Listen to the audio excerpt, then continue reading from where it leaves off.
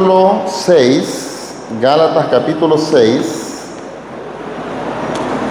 Gálatas capítulo 6, versículos 7 al 10, leemos la palabra del Señor y vamos a orar luego. Dice Gálatas capítulo 6, versículos del 7 al 10. No os engañéis, Dios no puede ser burlado. Pues todo lo que el hombre sembrare, eso también segará. Porque el que siembra para su carne, de la carne segará corrupción. Mas el que siembra para el Espíritu, del Espíritu segará vida eterna.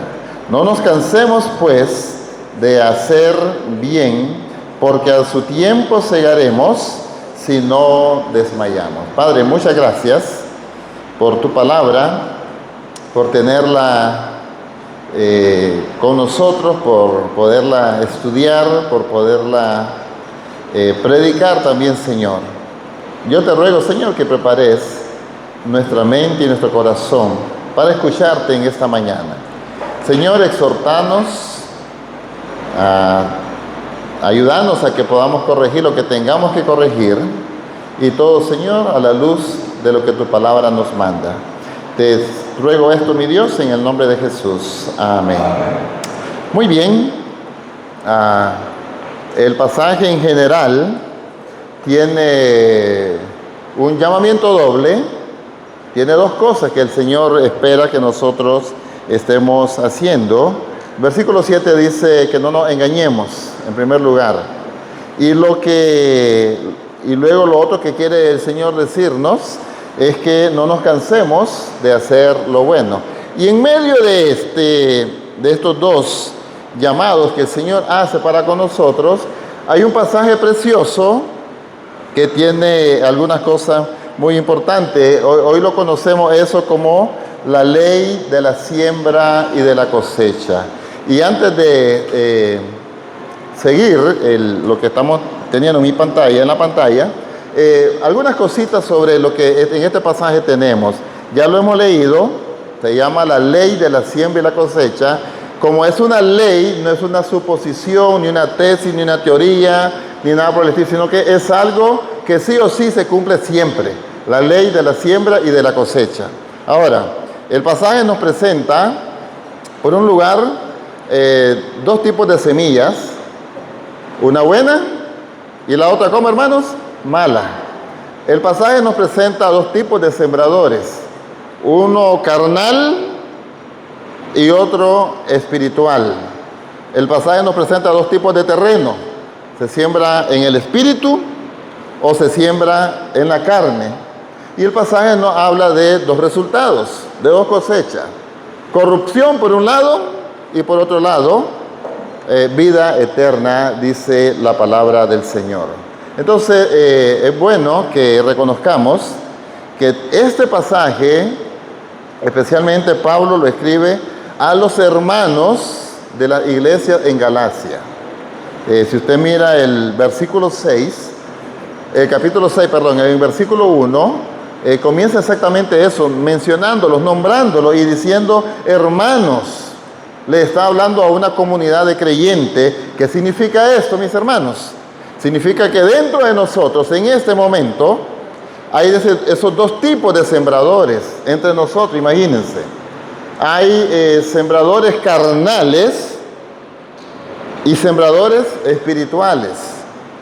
Hay quienes están sembrando en la carne y hay quienes están sembrando en el espíritu. Esto no es para los de afuera, esto tiene que ver con nosotros.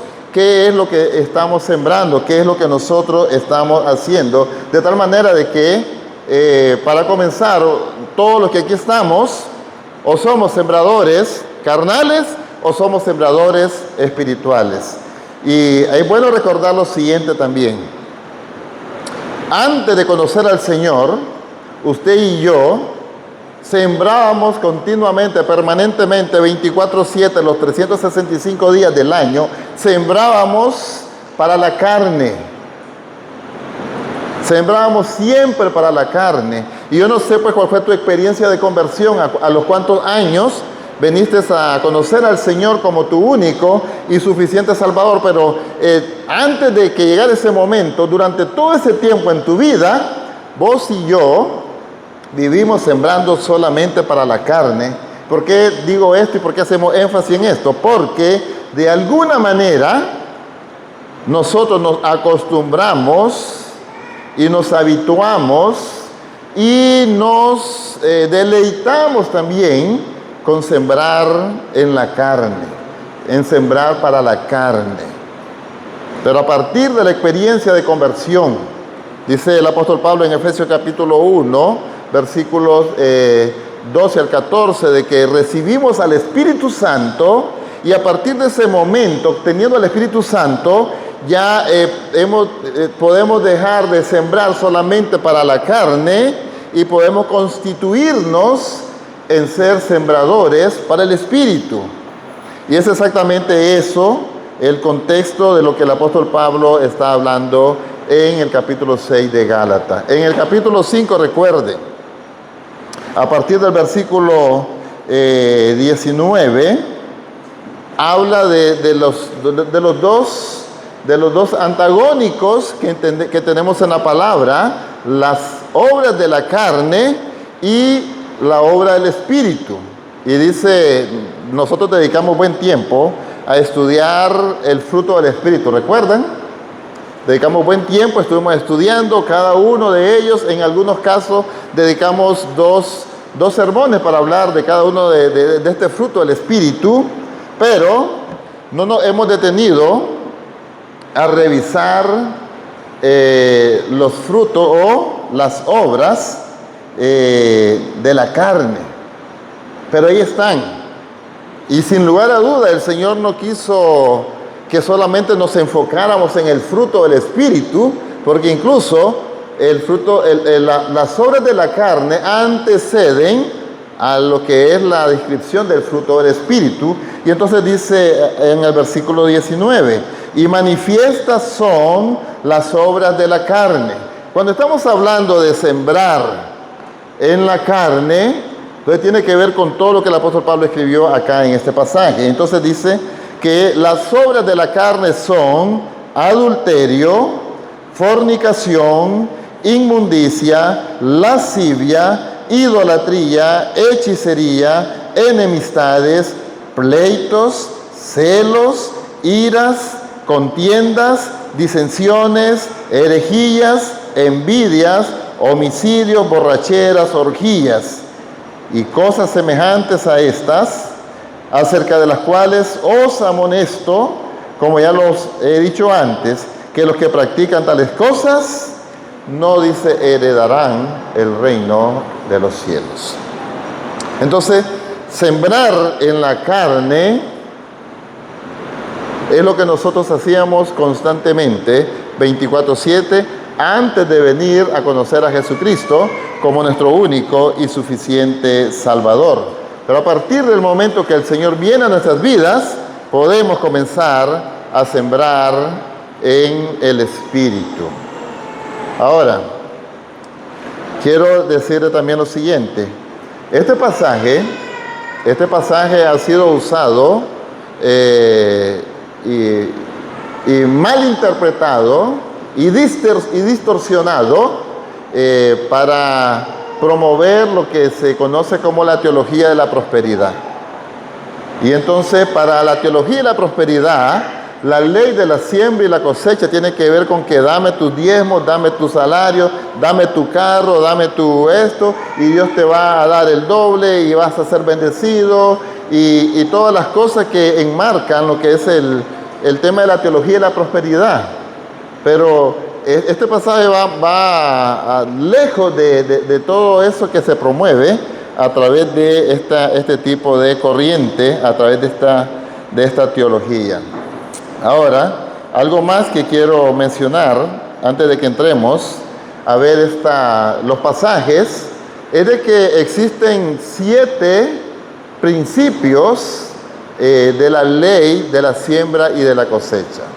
Rápidamente lo voy a mencionar. Principio número 1, cosechás si sembramos. Fundamental. Es decir, si nada sembramos, nada vamos a cosechar. Entonces, vamos a cosechar si nosotros sembramos. Número 2, cosechamos lo que sembramos. Si vos y yo sembramos a mí me gusta sembrar los palos de cítricos, los limones, las naranjas agrias. Entonces, si yo siembro un árbol de limón, me va a dar limón, porque el principio dice, cosechamos lo que sembramos. Número 3, cosechamos más de lo que sembramos. Imagínense, hermanos, una semillita de limón me va a dar cosecha tras cosecha tras cosecha de limón. ¿Por qué? Porque cosechamos más de lo que sembramos. Número 4, cosechamos en proporción de lo que sembramos. Un amigo dice que tiene no sé cuántas manzanas de tierra allá al lado de Matagalpa. No sé si son 20 manzanas. Y me dice, voy a sembrar 2 manzanas. Entonces, ¿la cosecha de cuántas manzanas va a recoger esta persona? La cosecha de 2 manzanas. Allá en mi tierra, en Solentiname, una manzana te puede dar entre 15 y 25 sacos de frijoles, si sembramos frijoles. Pero lo que nosotros vamos a cosechar va a ser en proporción del área que vamos a sembrar. Si sembramos una manzana, vamos a cosechar lo que es el producto de una manzana. No de 2, ni de 3, ni de 4, sino de una. Porque eso dice al principio. Cosechamos en proporción de lo que sembramos. Número 5. La buena cosecha exige trabajo perseverante. Los judíos en este tiempo, los gentiles, en este tiempo entendían perfectamente todo esto, porque ellos vivían en una sociedad agrícola. Y ellos sabían de que la siembra y la cosecha no era cuestión de no hacer nada, no. Sabían de que primero tenían que preparar la tierra, tenían que abonarla y todas las cosas, luego buscar buena semilla, después sembrar esa buena semilla, después quitar la hierba mala que nace normalmente y naturalmente, a echarle abono, regarla y todo esto, y todo eso implicaba todo un trabajo, un esfuerzo. Pero si queríamos tener una buena cosecha, necesitábamos dedicar tiempo y trabajo para lograr esa buena cosecha. Pero hay quienes tiran la semilla en cualquier lado y ahí pues a la bendita sea. Si salió algo bueno, si no salió tan bien, entonces no vamos a esperar algo bueno si trabajamos de esa manera. Número 6, cosechamos después que sembramos. Oigan bien, cosechamos después que sembramos. No en el momento, hace poco, normalmente los culantros que yo compro cuando traen raíces, entonces los corto y los siembro. Normalmente hacemos eso. Y hace como 2 o 3 días sembré esas raíces de culantro. Pero no tengo culantro ahorita. Pero ya están comenzando a salir los brotecitos, las hojitas comienzan a surgir y todo eso. ¿Por qué? Porque no cosechamos inmediatamente a haber sembrado. Involucra un tiempo. En otros pasajes dice de que el sembrador, el labrador, pacientemente espera hasta que se da la cosecha. Y algunos productos son más rápidos, otros son más lentos. Si vos querés comerte un banano que cultivás en tu casa, tenés que esperar 9 meses para poder disfrutar de esa cosecha. Entonces, es hasta después que sembramos. Y también el último principio de la ley de la siembra y la cosecha dice que cosechamos lo que otros sembraron. Y esto lo entendemos fácilmente con los palitos de mango.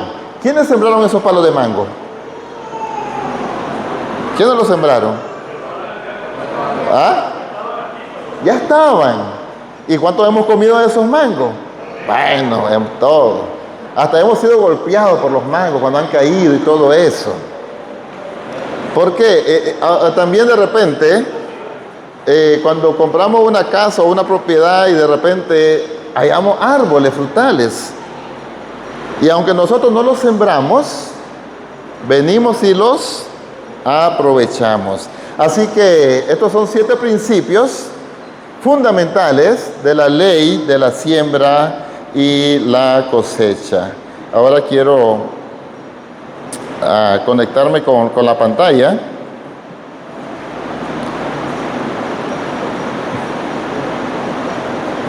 Solo me permiten. Muy bien.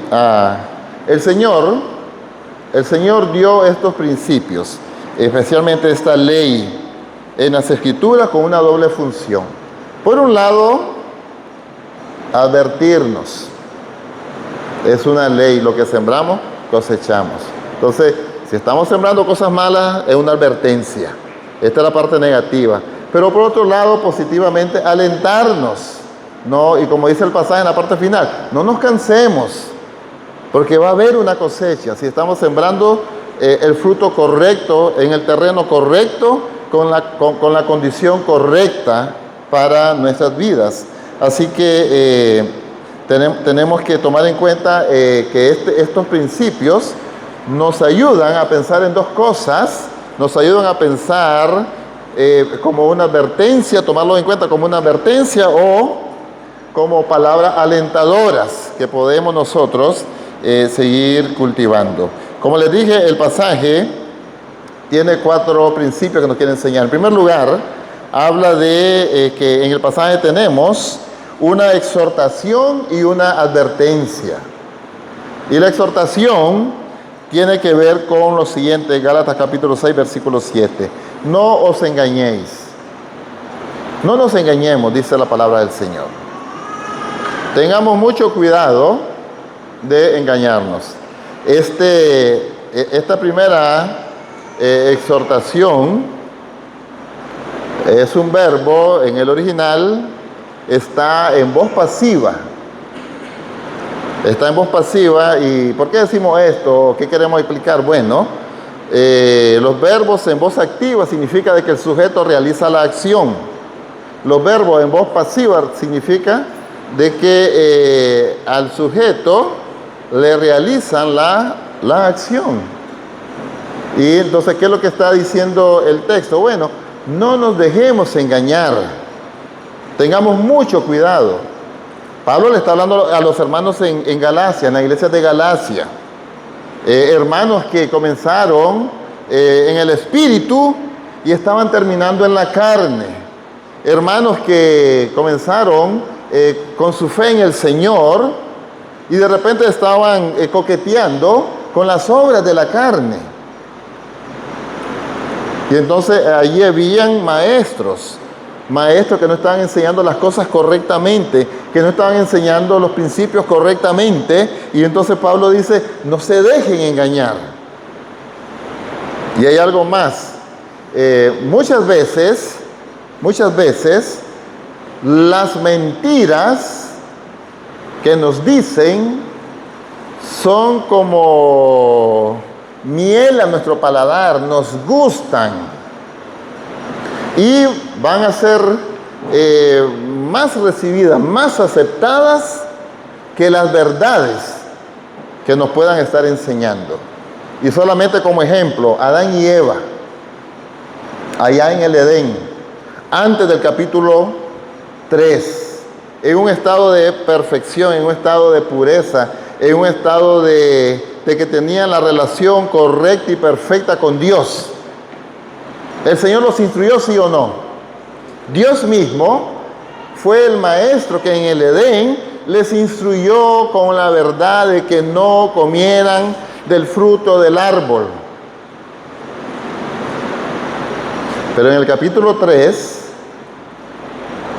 vino la mentira de Satanás. ¿Y qué siguieron Adán y Eva? ¿La instrucción de Dios, el maestro por excelencia, o la mentira de Satanás? Siguieron la mentira de Satanás. Imagínense. Y esto también nos debe poner en alerta a nosotros. ¿Por qué? Porque Adán y Eva en ese momento que decidieron seguir la mentira de Satanás, no tenían naturaleza pecaminosa. Por un lado. Por otro lado, no tenían la mente corrupta por el pecado, no tenían el corazón corrupto por el pecado, no tenían la voluntad corrupta por el pecado, estaban en la perfección. Y si en el estado de perfección se deleitaron más por la mentira de Satanás que por la instrucción de Dios, ¿cuánto más nosotros, mis hermanos? ¿Cuánto más nosotros? Por eso el apóstol Pablo expresa su preocupación en 2 de Corintios, en el capítulo 11.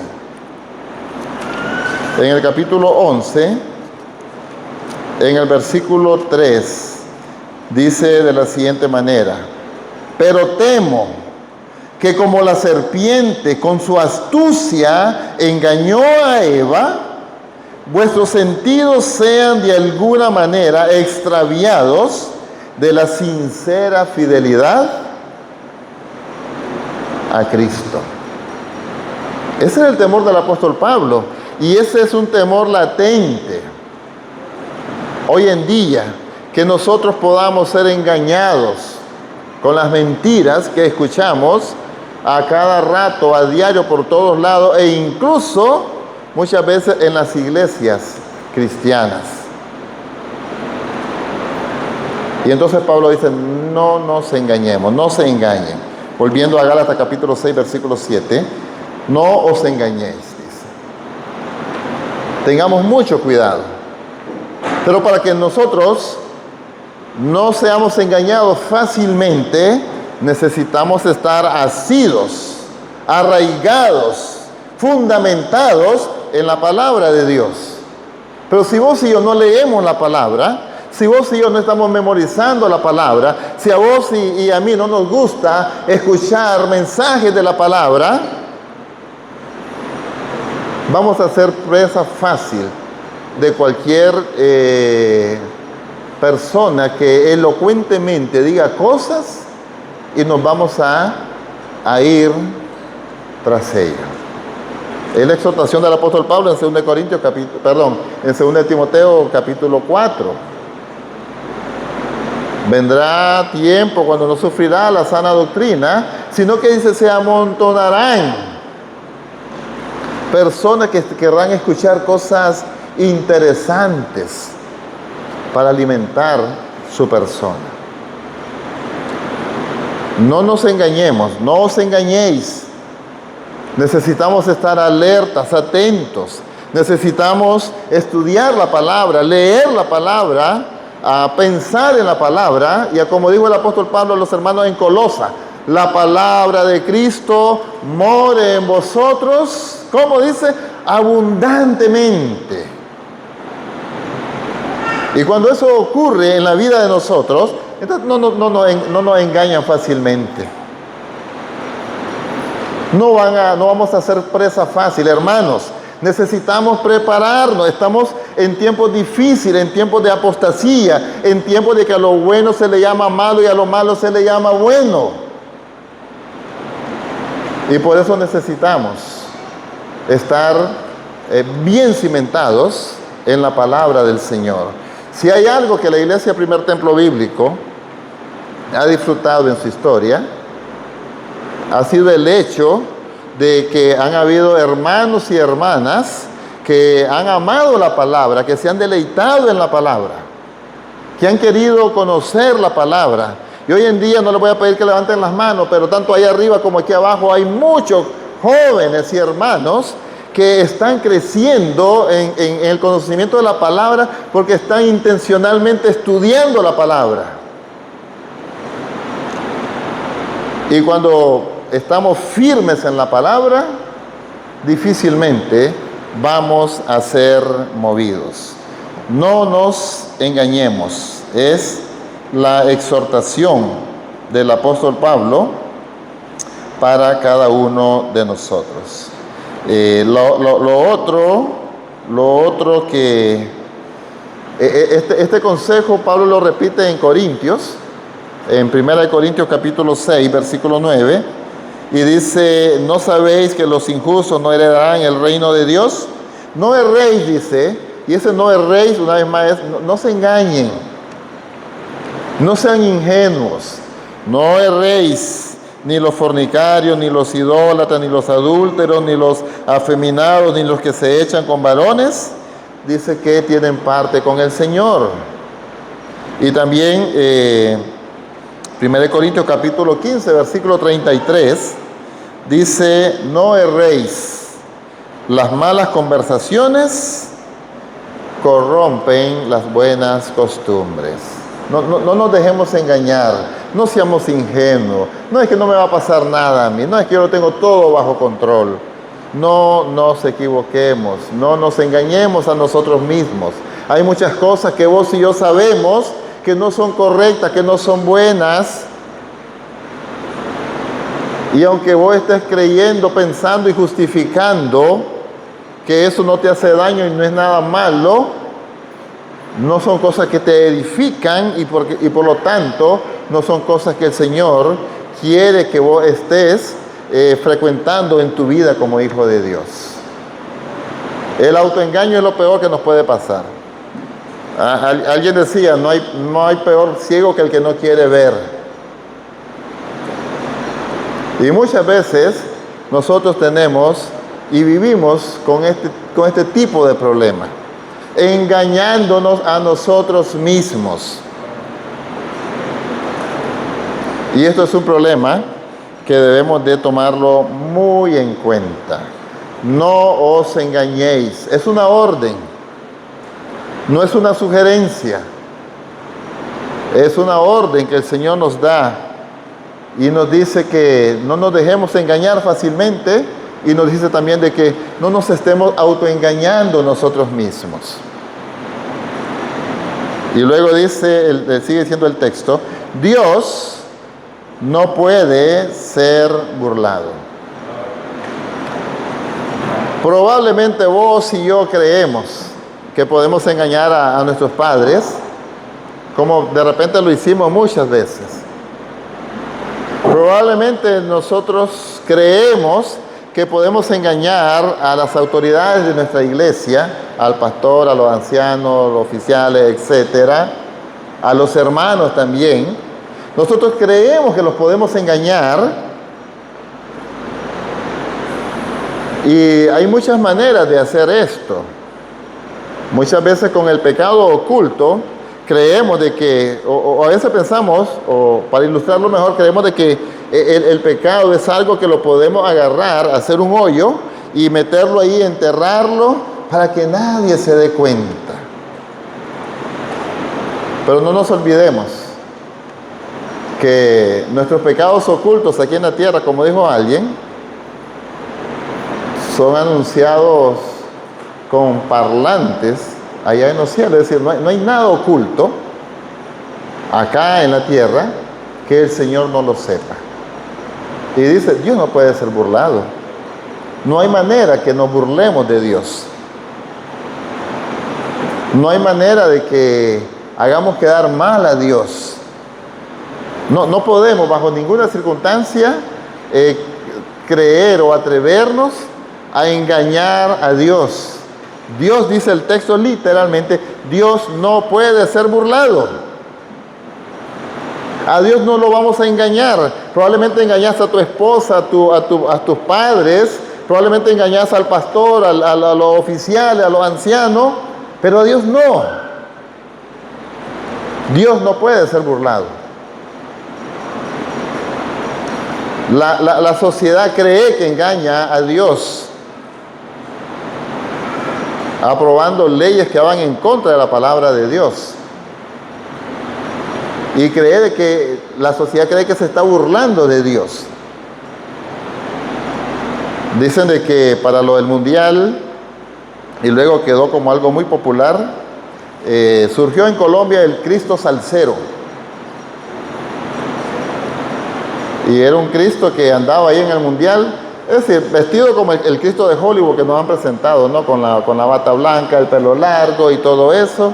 Y entonces como bailaba salsa, merengue, bachata y todas estas cosas, entonces le apodaron el Cristo salsero, el Cristo merenguero. Y luego tenía presentaciones y todo, y bailaba con mujeres en escenario y todas estas cosas. Y entonces dicen algunos, y vino el terremoto en Colombia. Obviamente, pues, pueden haber muchos factores. Leía esa nota de que dos cosas pasaron en Colombia. Número uno, el actual presidente de Colombia dijo, yo soy ateo. Y le dijo la periodista, agnóstico, ateo. No creo nada de lo que la razón no me justifique. Y le dice la periodista, pero se casó en una iglesia católica. Bueno, es que uno dice estupideces por el amor, dijo. Bueno, así, esas palabras. Y entonces dicen los cazanoticias, el terremoto fue producto del Cristo salsero y luego lo que el presidente de Colombia ha dicho. Y obviamente pues hay muchos factores, pueden haber y todas esas cosas. Sin embargo, llama la atención pues de que ningún presidente, ninguna persona, nadie, absolutamente nadie, por mucho poder que tenga en este mundo, podrá nunca jamás burlarse de Dios. No nos engañemos, Dios no puede ser burlado. Y entonces comienza la ley de la siembra y la cosecha. Ya tenemos entonces la exhortación y la advertencia, y luego hablamos acerca de el segundo punto, que tiene que ver exactamente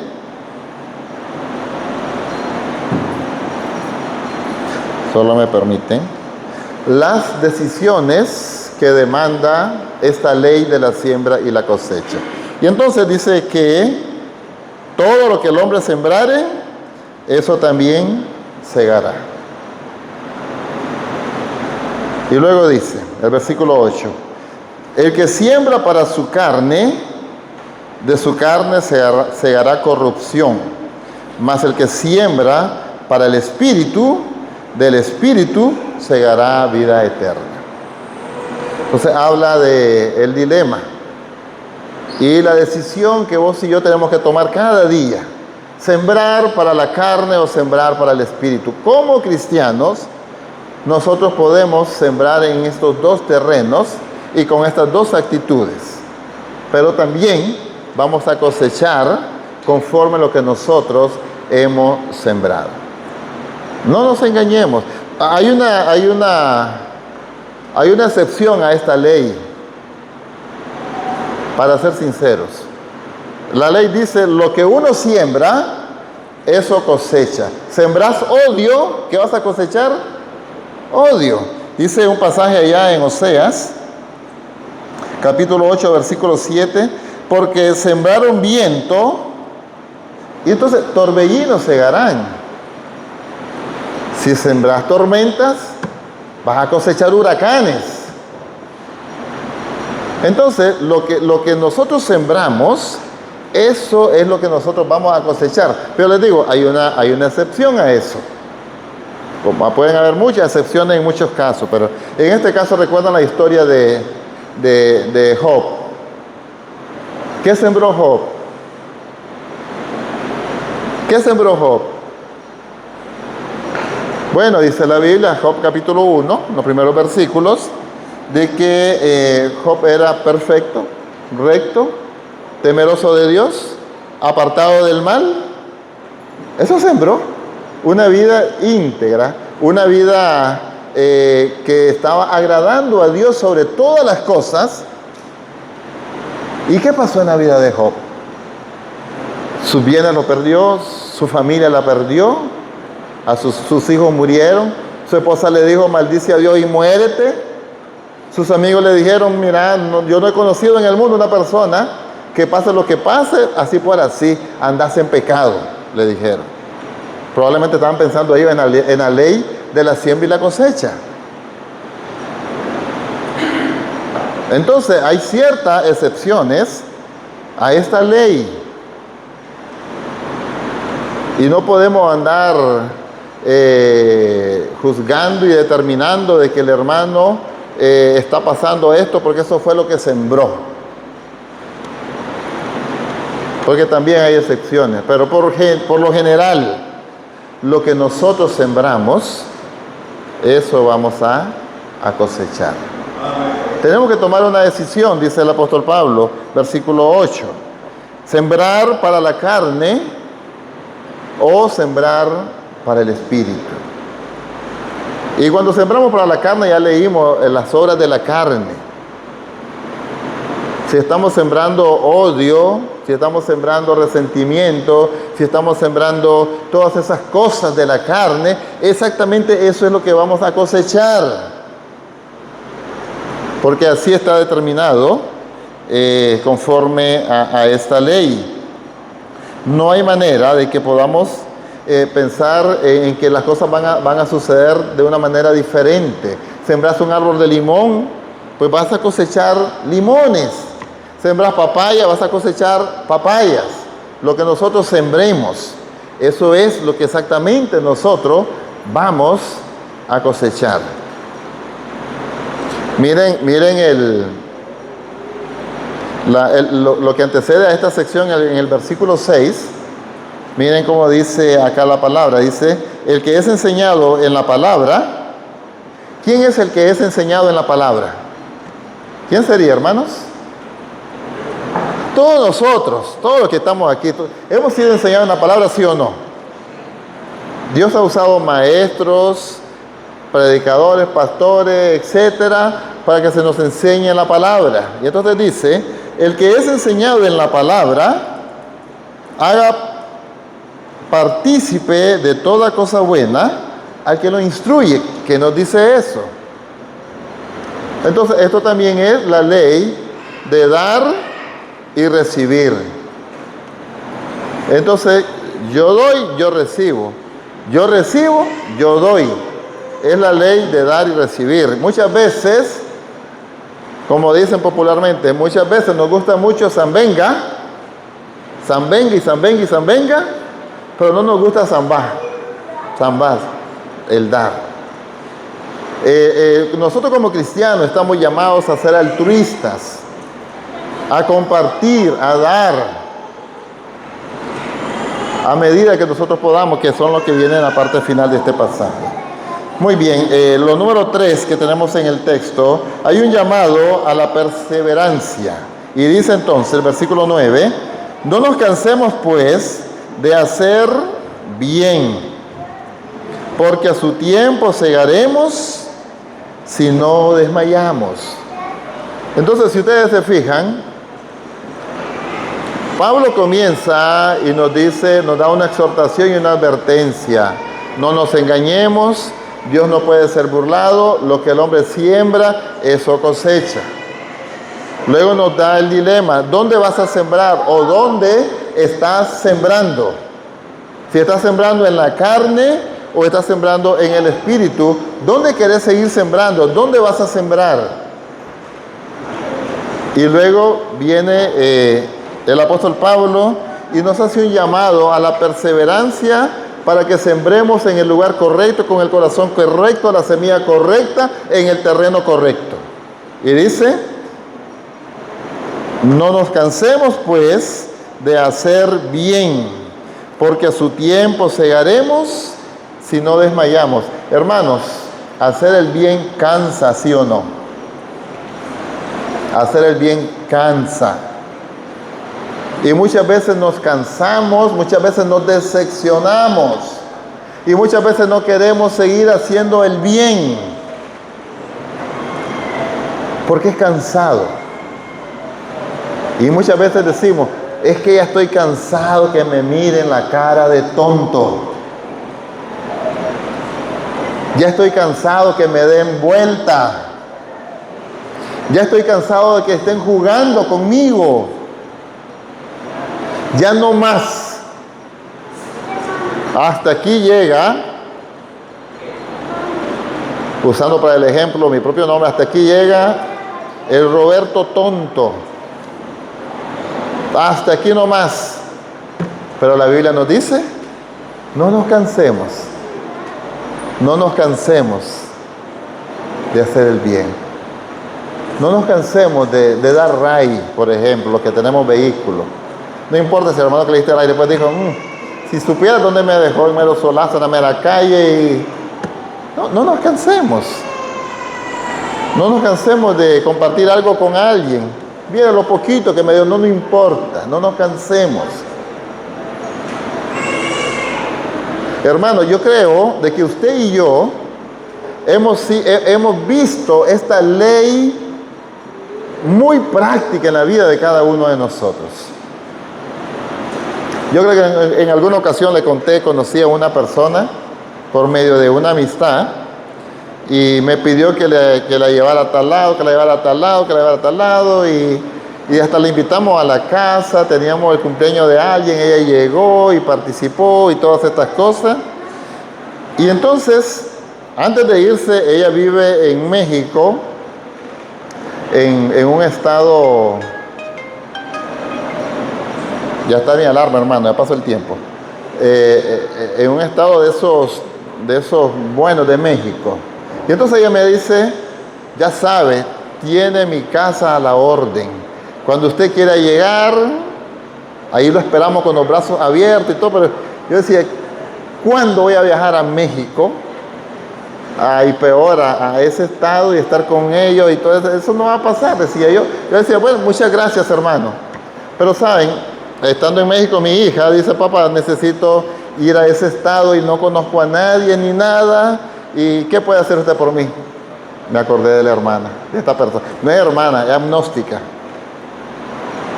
Me acordé de esa persona y la llamé y le dije, okay, ¿se acuerda? No le dije se acuerda, sino que le dije, mire, mi hija necesita viajar.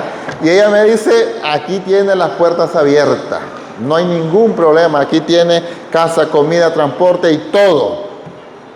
Mi hija iba a hacer el ministerio con un organismo norteamericano que trabaja con personas con discapacidad.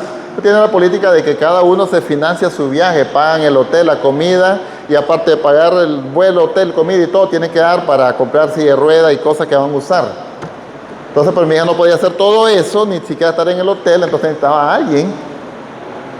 Y esta persona me dijo, no hay ningún problema. Y la recibió como una hija. Y no pasó algo, la línea cambió el vuelo, en vez de que fuera a las 5 o 6 de la tarde, lo pasaron a las 2 de la madrugada. Y ustedes saben, ella lo iba a ir a traer y era feo molestarla. Y entonces teníamos que cambiar el boleto por eso. Pero antes de cambiarlo le dijimos, mire, ya no va a ser necesario que usted vaya a traerla porque le cambiaron el boleto y va a ser hasta en la madrugada que va a venir. Ella dijo, no importa la hora que ella llegue, yo voy a irla a esperar. Muchas veces hemos vivido en la práctica la ley de la siembra y la cosecha. Por eso dice el apóstol Pablo, la palabra nos dice, no nos cansemos de servir, no nos cansemos de dar, no nos cansemos de hacer todo lo que podamos por los demás, porque a su tiempo segaremos si no desmayamos. Y lo último que termina diciendo el texto, para terminar, es la invitación que hace esta ley. Y dice, así que, según tengamos oportunidad, no es que nos está obligando a hacer cosas que no podemos hacer y que no tenemos, es decir, no hay agua donde sacar, no. Según tengamos oportunidad, dice, en primer lugar, hagamos bien a todos, cristianos o no cristianos. Pero luego dice, mayormente a los de la familia de la fe. Pero en esta última parte, solamente tener el cuidado. Muchas veces, es decir, es un principio bíblico, tenemos que hacer bien a todos, mayormente a los de la familia de la fe. Pero tener el cuidado de que ese bien que le vamos a hacer al hermano no lo aleje del Señor. Y que en vez de que sea ese bien una bendición para él, sea algo en lo cual él vaya a tropezar y de repente hasta se vaya a ir de la iglesia. Por ejemplo, y espero que no esté pasando aquí en la iglesia ni nada, pero si de repente comienzan a alguien a vender productos en la iglesia y vienen y le encargan y venden y todo, y de repente toca el día de pago, el hermano no viene a la iglesia. Se perdió el hermano, ya no vino a la iglesia. Y lo llama uno y le dice, hermano, sí, no pude venir, fíjate, pero no te preocupes, dice, el tal día te doy tu pago. Y llega el día y el hermano no da el pago. Entonces, si ustedes se fijan, va generando, esa bendición viene a generar pecado en la persona, porque ya no solamente falló en el pago, sino que también comenzó a mentir. Y al final, hasta terminan yéndose de la iglesia. ¿Me explico, hermanos, con esto? Entonces, la Biblia nos dice que le hagamos bien a todos, mayormente a los de la familia del Señor, pero tengamos ese cuidado, por favor. Tengamos ese cuidado. Mi esposa, que está aquí, gracias a Dios, le damos la bienvenida. Mi esposa es bien radical en muchas cosas. Tiene 3 amigas muy especiales para ella. Una vez una de ellas le dijo, amiga mía, le dice, quiero que seas mi fiadora, le dice. Y entonces mi esposa le dice, yo soy tu amiga y todo, del alma y todo, pero quiero seguir siendo tu amiga por siempre. Mejor no quiero ser tu fiadora.